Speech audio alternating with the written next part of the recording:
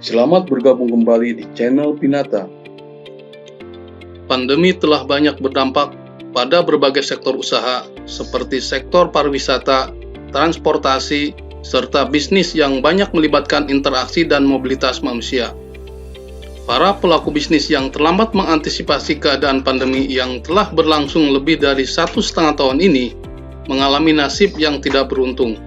Banyak usahanya yang harus ditutup atau bangkrut karena omset penjualan turun dan tidak mampu untuk menutup biaya usahanya.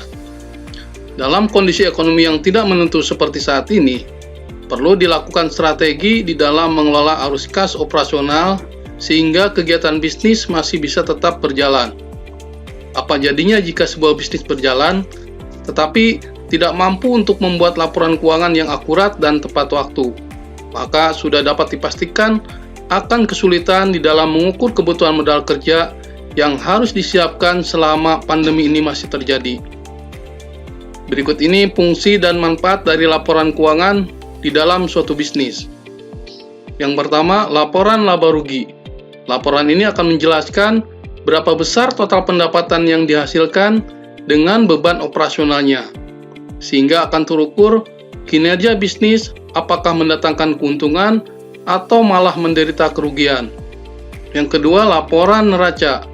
Laporan ini akan menjelaskan berapa besar porsi aset, hutang maupun modal, apakah posisi aset kita lebih banyak dibiayai hutang atau modal sendiri. Dari laporan ini, kita bisa menilai kesehatan bisnis yang sedang dijalankan.